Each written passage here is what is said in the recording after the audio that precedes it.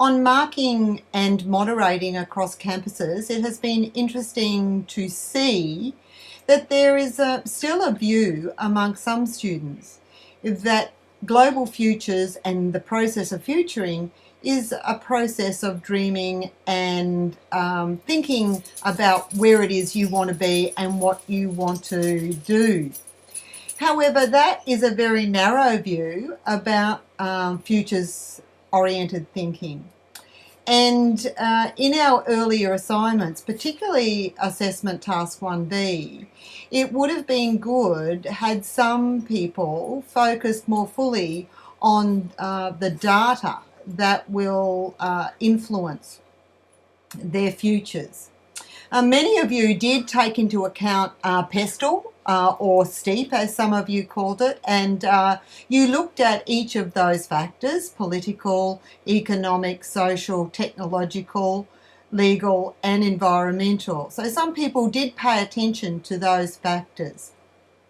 However, when looking at those factors, there was a lack of data. You hadn't searched through the Bureau of Statistics or other data that's available to you, government data from government sources, to identify what are the factors and what's the planning in the future around some of those points in relation to you and your future. An example of this would be if you are planning a career in the magazine world.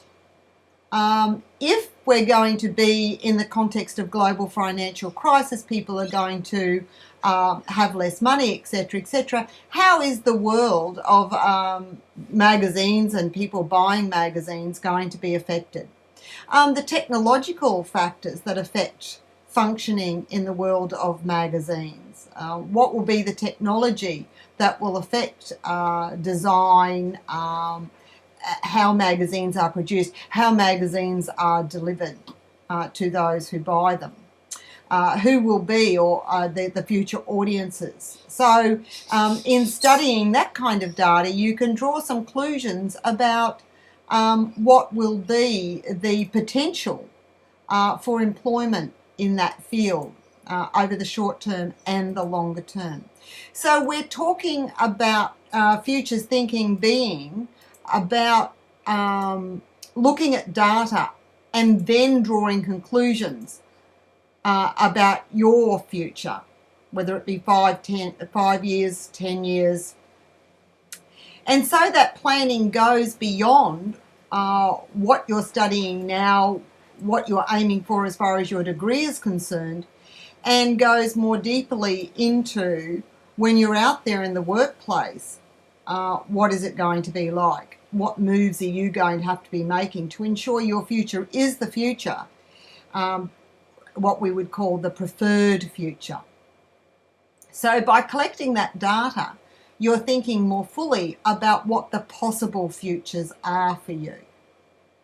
Out of those, which is the preferred future, and consequently how you will reach that preferred future that you want. So it's about planning for that future. The other point that was absent from many of the assignments that I had the pleasure to read was about wildcards. And I know it's very, very difficult for us as humans to look into our future and think about what might be those wildcards that will make or impact upon the future that we want. Whether that be positive. For example, we inherit a lot of money. So if we're looking at setting up a restaurant, it's going to be so much easier if we inherit a lot of money. However, we want to make sure that we use that money well and not waste it. So we need to make sure that we're looking into the restaurant business and what kind of restaurant business is going to be successful, even if we do inherit the money. So what are those other perhaps negative wildcards that may influence us? And I noticed in your assignments that very few of you were wary to dig deep into your family history and collect data about what's the health status of members of your family that may in the future affect you and create a wild card for your plans.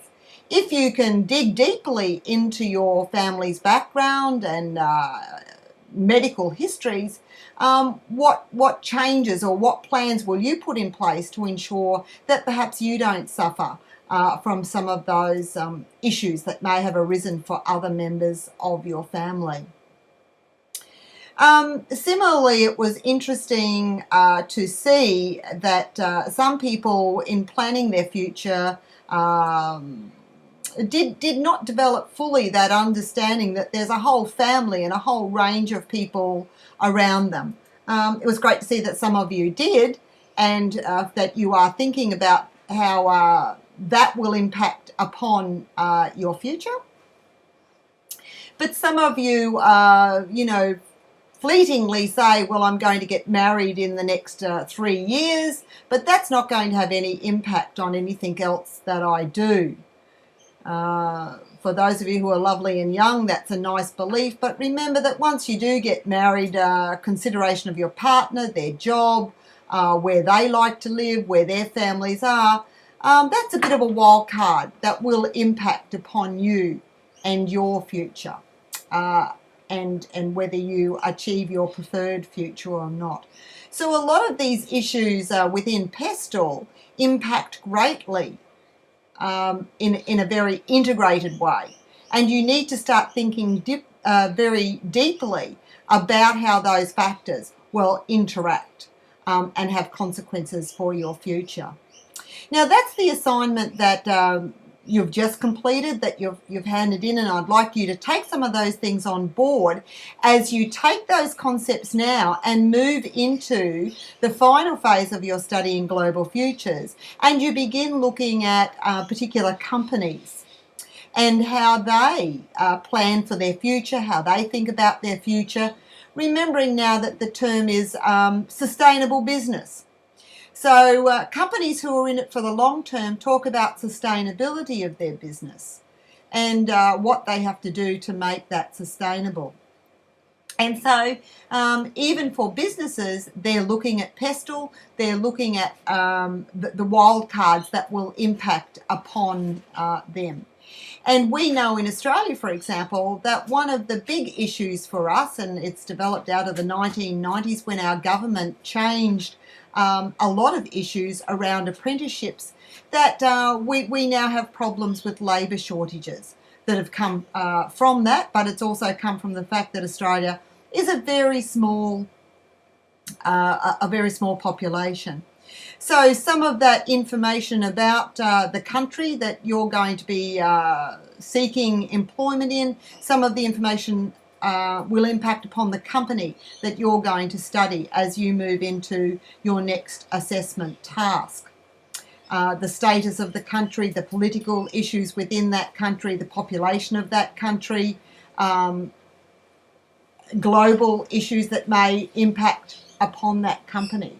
You will need to study those issues and collect that information, as well as interviewing people within the company to find out what planning they're doing to ensure that their business is sustainable. And of course, businesses like to be profitable.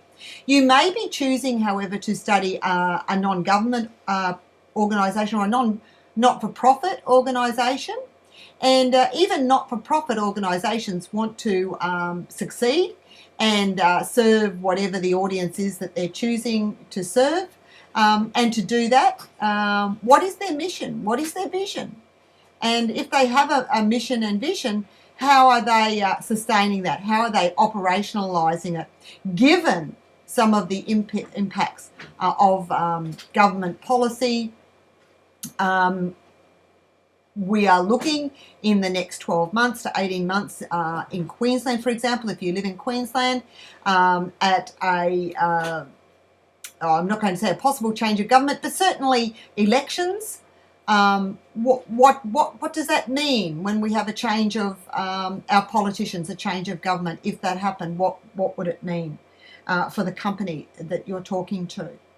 So in interviewing the significant people in the company that you choose, you need to be thinking about how they are talking about Pestle or the elements of Pestle, and how they're talking about the vision within the company. And so the 5 questions that you choose to ask must be very pertinent and clear and concise. So we limit it to 5 questions, not because there aren't more that you could ask, but because we don't want you to be taking up the time of important people either, because their time is money. But I hope that you're planning those interviews already and you've made some initial contact with those people. You can't ring them today and expect that they're going to give you time tomorrow in their busy schedules. I would also like to advise you to be very polite and ethical in the way that you present yourself, as a practice about how you will present yourself for a job in the months and years ahead. Some of you are very close to finishing your degrees, and so in the way you approach these people, we also hope that you're learning about how to communicate, how to present yourself, how to present the university, how to collect information ethically and present information ethically. So when you talk to these people, what are the assurances that you will have to give them about what you will be doing with the information that they're giving you? Some of them will be very careful about what they say and how they say it because of the issues around sharing information with you, and you have to be very understanding of that and acknowledge that understanding, and make sure that, well, I hope you would make sure that you are very grateful for the time that they have given you. I'm particularly interested as you approach assessment task, the last assessment task, and you interview these people, that you'll also ask them to identify for you wildcards for their company. And for some companies, it can be weather, as simply as weather. We can't always stop the weather. How will that influence their company and the continuation of their company? If you're into hospitality and restaurants, very much sometimes it's the continuation of produce, the supply of produce. So every time we have a cyclone, they can't get the produce that they require. So I want you to think deeply about the sustainability of the companies, their plans for the future, what planning processes they have in place, and how you then document this information that you collect around the elements of futures-oriented thinking that you've been learning about in the course. Whilst you need to be very ethical about writing this up, and you're not in the company, so to make judgments on what people say is not your role, certainly we want you to be able to be critical. Now, critical doesn't mean negative, it doesn't mean nasty, but certainly be thinking about the pluses and the negatives and the issues in what people are saying, or the pros, the cons, and the cons. So some of those support strategies are on the site for you now, for you to look through. So I thank you for your work in this course so far, and I hope that your thinking as you move now into your last assessment task can use many of the skills that you've used already in the course to dig deeply and learn more about the future workforce and some of the companies that you'll work for in the years ahead, and as time goes on, the companies that you will lead and be CEOs of. I thank you for your work so far and wish you well in the remainder of your study in this course.